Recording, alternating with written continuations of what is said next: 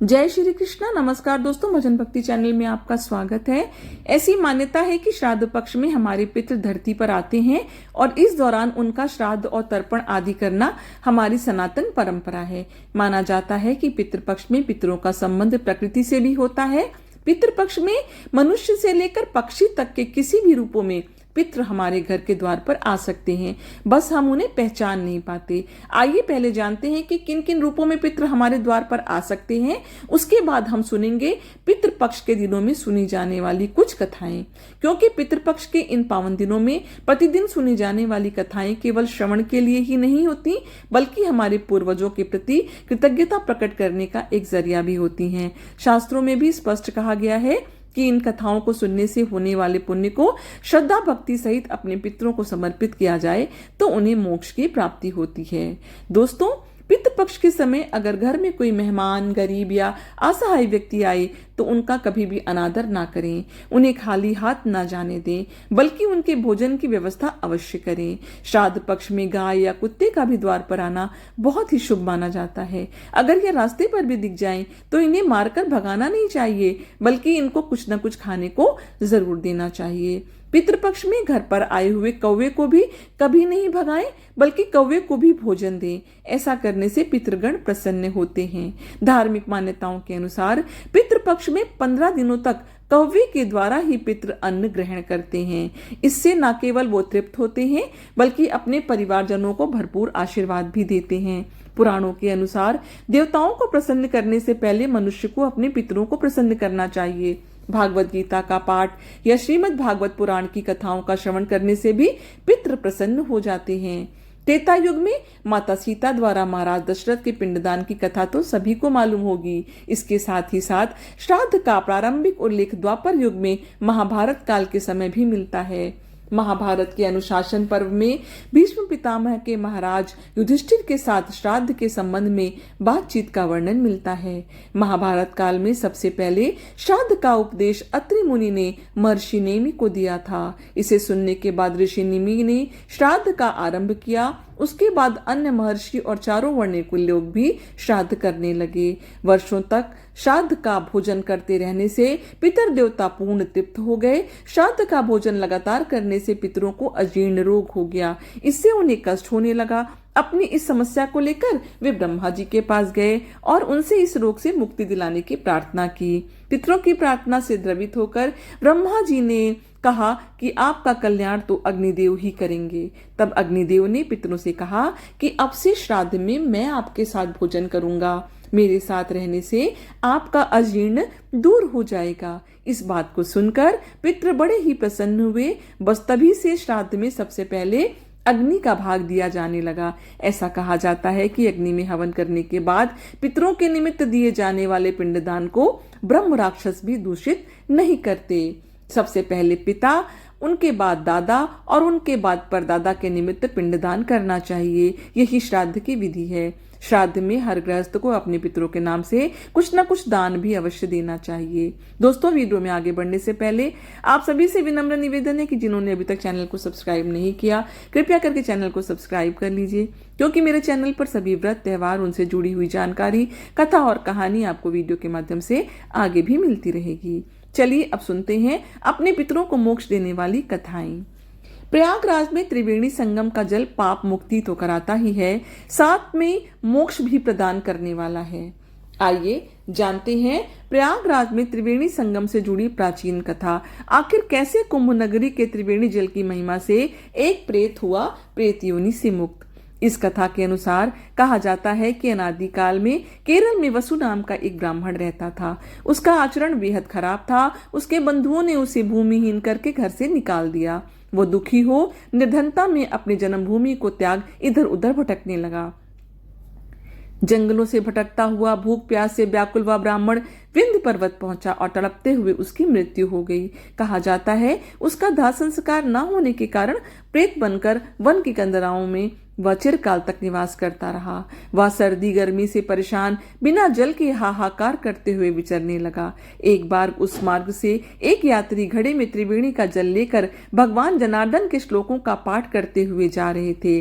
एकाएक प्रेत उसके सामने आया और उसने उस पथिक से कहा, डरो मत हे धर्मनिष्ठ, मैं तुम्हारी गगरी से त्रिवेणी का जल पीना चाहता हूँ। अगर तुमने जल नहीं दिया तो मैं तुम्हारे प्राण ले लूंगा। प्रेत के वचन सुन पथिक बोला, नीलवर्ण भयंकर चंचल नेत्र वाले तुम कौन हो और तुम्हारा शरीर मांस रहित क्यों है? इस पर प्रेत ने उसे बताया कि मैं लोभी, मलिन, व्यभिचारी, क्रिया रहित ब्राह्मण था। पूर्व जन्म के ऐसे कर्मों के कारण ही मेरी ऐसी दुर्दशा हुई है। पथिक ने प्रेत को जल दे दिया। प्रेत ने जल पिया और उसी क्षण वह प्रेत योनि से मुक्त हो दिव्य देहधारी हो गया। उस दिव्य पुरुष ने कहा कि हे पथिक, त्रिवेणी के जल की महिमा का वर्णन कोई नहीं कर सकता। इसे स्वयं महादेव अपने मस्तक पर धारण करते हैं, जो अचिंत्य शक्ति वाला है। अनेक आशीर्वाद देकर पिशाच स्वर्ग चला गया।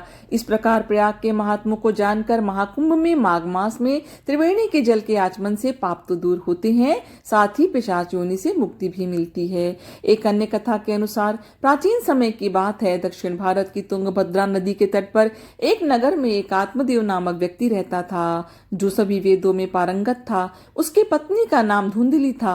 धुंधली बहुत ही सुंदर लेकिन स्वभाव से क्रूर और झगड़ाली महिला थी। घर में सब प्रकार का सुख था, लेकिन वह व्यक्ति अपनी पत्नी से तो दुखी था, साथ ही साथ उसे कोई संतान का सुख भी नहीं था। वह चिंता में रहता था कि यदि उम्र ढल गई तो फिर संतान का मुख भी देखने को नहीं मिलेगा। यह सब सोचकर उसने बड़े दुखी मन से अपने प्राण त्यागने के लिए वन की ओर निकल पड़ा। वन में एक तालाब में वह कूदने ही वाला था कि तभी एक सन्यासी ने उसे देखकर उससे पूछा, कहो विप्रवर, तुम्हें ऐसी कौन सी भारी चिंता है जिसके कारण तुम अपने प्राण त्याग रहे हो? आत्मदेव ने कहा, ऋषिवर, मैं संतान के लिए इतना दुखी हो गया हूँ कि मुझे अब अपना जीवन निष्फल लगता है। संतानहीन जीवन को धिक्कार है और मैं जिस गाय को पाल रखा हूँ वह भी बांझ है। यह तो ठीक है, मैं जो पेड़ लगाता हूँ उस पर भी फल फूल नहीं लगते, मैं घर में जो फल लाता हूँ वह भी जल्दी से सड़ जाता है।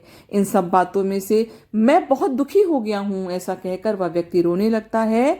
वह संत उसकी बात सुनकर उसके ललाट की रेखाओं को देखते हैं। रेखाओं को देखकर वे कहते हैं कि विप्रवर, कर्म की गति बड़ी प्रबल है, वासना को छोड़ दो। सुनो, मैंने तुम्हारा भाग्य देख लिया है। इस जन्म में तो क्या, अगले 7 जन्मों तक तुम्हारे कोई संतान किसी भी प्रकार से नहीं हो सकती। तब ब्राह्मण कहता है कि फिर मुझे प्राण त्यागने दीजिए, या आप किसी भी यत्न से मुझे पुत्र प्राप्ति का मार्ग बताएं। जब वह संत देखता है कि यह व्यक्ति किसी भी प्रकार से समझाने पर भी प्राण त्यागने को आमादा है, तो वह अपने झोली से फल निकालकर कहता है कि अच्छा ठीक है, तुम यह फल लो और इसे अपनी पत्नी को खिला देना, इससे उसके एक पुत्र होगा। आत्मदेव वह फल लाकर अपनी पत्नी को दे देता है, लेकिन उसकी पत्नी वह मन ही मन सोचती है कि यदि मैंने ये फल खा लिया और गर्भ रह गया तो मुझसे खाया नहीं जाएगा और मैं मर भी सकती हूँ। यह सोचकर वह तय करती है कि मैं ये फल नहीं खाऊंगी। इसलिए वह आत्मदेव से कई तरह के तर्क और कुतर्क करती है। आत्मदेव के कहने पर वह फल तो रख लेती है, लेकिन खाती नहीं है। एक दिन उसकी बहन उसके घर आती है, जिसे वह सारा किस्सा सुनाती है।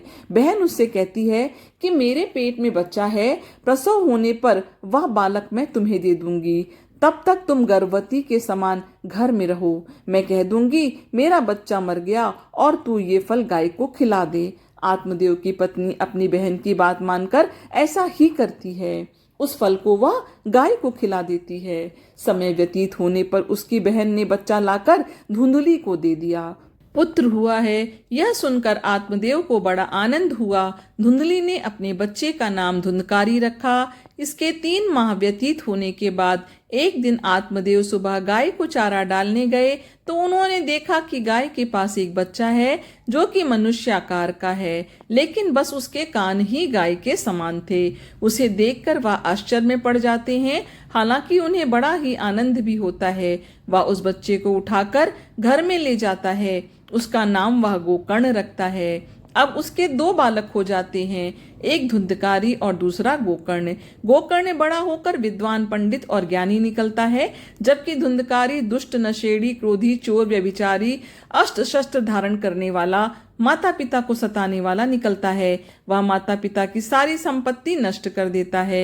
एक दिन वह पिता को मारकर घर से बाहर भी निकाल देता है। पिता रोने लगता है और कहता है कि मेरी पत्नी का बांझ रहना ही अच्छा था। तभी वहां गोकर्ण आ जाता है। वह पिताजी को वैराग्य का उपदेश देता है और कहता है कि आप सभी कुछ छोड़कर प्रभु की शरण में वन चले जाएं और भगवान भजन करें। भगवान भजन में ही सबसे बड़ा धर्म है। गो से उत्पन्न पुत्र गोकर्ण की बात मानकर आत्मदेव वन चले जाते हैं। बाद में उसकी पत्नी धुंधली को धुंधकारी सताने लगता है तो वह कुएं में कूदकर आत्महत्या कर लेती है। तब धुंधकारी 5 वेश्याओं के साथ रहने लगता है। वेश्याएं उसे अपने तरीके से संचालित करती थीं। धुंधकारी उन वेश्याओं के लिए ही धन जुटाने लगता है। वह उनके लिए डाका डालता है और चोरी करता है। बाद में वे वेश्याएं सोचने लगती हैं कि यदि एक दिन यह पकड़ा गया तो राजा इसके साथ हमें भी दंड देंगे। यह सोचकर वह वेश्याएं सोते हुए धुंधकारी को रस्सियों से उसका गला दबाने का प्रयास करती हैं। जब वह गला दबाने से भी नहीं मरता तो वे सभी मिलकर उसे दहकते अंगारों में डाल देती हैं। वहां वह तड़प तड़प कर मर जाता है। बाद में उसे गड्ढा खोदकर गाड़ दिया जाता है। मरने के बाद धुंधकारी भयंकर दुख झेलने लगता है। अपने कुकर्मों के कारण एक प्रेत बन जाता है। प्रेत बनने के बाद भूख और प्यास से वह व्याकुल हो जाता है। रह रहकर वह चिल्लाता भी रहता है क्योंकि उसे अंगारों से जलाया गया था। इसीलिए उसकी अनुभूति उसे अभी भी सताती रहती है। उसे लगता है कि अभी भी मेरा शरीर जल रहा है। एक दिन उसका भाई गोकर्ण उसके गांव में कथा करते हुए आते हैं। गोकर्ण सबसे नजर बचाते हुए अपने पुश्तैनी मकान में सोने चले जाते हैं। अपने ही घर में अपने भाई को सोया हुआ देखकर धुंधकारी खुश हो जाता है और आवाज लगाता है। गोकर्ण यह आवाज सुनकर पूछते हैं कि तुम कौन हो? धुंधकारी कहता है, मैं तुम्हारा भाई हूँ। मेरे कुकर्मों की गिनती नहीं की जा सकती। इसी से मैं प्रेत योनि में पड़ा ये दुर्दशा भोग रहा हूँ। भाई, तुम दया करके मुझे इस योनि से छुड़ाओ। गोकर्ण कहता है कि मुझे बड़ा आश्चर्य हो रहा है। मैंने तुम्हारे लिए विधि पूर्वक गया जी में श्राद्ध किया, फिर भी तुम प्रेत योनि से मुक्त कैसे नहीं हुए? मैं कुछ और उपाय करता हूँ। कई उपाय करने के बाद भी जब कुछ नहीं होता है तो अंत में वह सूर्यदेव से पूछते हैं तो सूर्यदेव कहते हैं कि केवल श्रीमद् भागवत कथा सुनने से मुक्ति हो सकती है, इसलिए तुम सप्ताह पारायण करो। तब गोकर्ण ने व्यास गद्दी पर बैठकर कथा कहने लगे। देश गांव से बहुत लोग कथा सुनने आने लगे। इतनी भीड़ हो गई कि सब आश्चर्य करने लगे। तब वह प्रेत भी वहां आ पहुंचा। वह इधर उधर स्थान ढूंढने लगा। इतने में उसकी दृष्टि एक सीधे रखे हुए 7 गांठ के बांस पर पड़ी। वह वायु रूप से उसमें जाकर बैठ गया। जब शाम को कथा को विश्राम दिया गया तो एक बड़ी विचित्र बात हुई। सबके देखते देखते उस बांस की एक गांठ तर तर करती फट गई। इसी प्रकार 7 दिनों में 7 गांठें फट गईं और 12 स्कंद सुनने से पवित्र होकर धुंधकारी एक दिव्य रूप धारण करके सामने खड़ा हो गया। उसने भाई को प्रणाम किया। तभी बैकुंठवासी पार्षदों के सहित एक विमान उतरा। सबके देखते ही धुंधकारी विमान पर चढ़ गए। उन पार्षदों को देखकर उनसे गोकर्ण ने कहा, भगवान के प्रिय पार्षदों, यहाँ हमारे अनेकों शुद्ध हृदय श्रोतागण हैं। उन सबके लिए एक साथ बहुत से विमान क्यों नहीं लाए? यहाँ सभी ने समान रूप से कथा सुनी है, फिर फल में इस प्रकार का भेदभाव क्यों? भगवान के पार्षदों ने कहा, इस फल भेद का कारण इनमें श्रवण का भेद है। श्रवण सबने समान रूप से ही किया, किंतु इसके जैसा मनन नहीं किया। इस प्रेत ने 7 दिन तक सुने हुए विषय का स्थिर चित्त से खूब मनन भी करता रहा। यह कहकर वे सब पार्षद बैकुंठ को चले गए। अगले वर्ष गोकर्ण ने फिर से उसी प्रकार सप्ताह क्रम में कथा कही। वहां भक्त से भरे हुए विमानों के साथ भगवान प्रकट हो गए। उस गांव में कुत्ते और चांडाल पर्यंत जितने भी जीव थे सभी दिव्य देह धारण करके विमान पर चढ़ गए। भगवान उन सभी को योगी दुर्लभ गोलोक धाम में ले गए। अपने माता पिता को कष्ट देने वाला, शराब पीने वाला, वेश्यागामी आदि पुरुष प्रेत योनि प्राप्त कर अनंत काल तक भटकते रहे हैं। अब ना हो गोकर्ण की तरह कथा सुनाने वाले हैं और ना सुनने वाले। धुंधकारी को उसके पापों की सजा तो मिली ही, साथ ही उसने प्रेत योनि में रहकर भी सजा भुगती। बाद में जब उसे पछतावा हुआ तो भागवत कथा सुनकर मन निर्मल हो गया। निर्मल मन होने से उसके सारे संताप जाते रहे। यहाँ बताई गई बांस की 7 गांठें हमारी 5 इंद्रियों, 6ठे मन और 7वीं बुद्धि पर लगी हुई अज्ञान की अशुद्धि की गांठें हैं। भागवत के श्रवण मनन से पूर्व धुंधकारी 5 इंद्रियों, छठे मन और 7वीं बुद्धि नामक 7 स्तरों पर अशुद्धि और अज्ञान से भरा हुआ था। यही उसका 7 गांठों वाले बांस में बैठना है। भागवत के श्रवण मनन के पश्चात इन 7 स्तरों पर वह अशुद्धि और अज्ञान से मुक्त हो गया और यही बांस के 7 गांठों का फटना है। तो ये थी धुंधकारी की कहानी। आशा करती हूँ ये कथाएं आपको पसंद आई होंगी। यदि कथाएं जरा भी पसंद आई है तो वीडियो को लाइक करिए, इसे अपनी फैमिली और फ्रेंड के साथ शेयर भी करिए। यदि कोई अन्य कथा, कहानी या जानकारी चाहते हैं तो कमेंट बॉक्स में अवश्य लिखिए। ईश्वर की कृपा आपके ऊपर हमेशा बनी रहे। आपका दिन शुभ हो। धन्यवाद।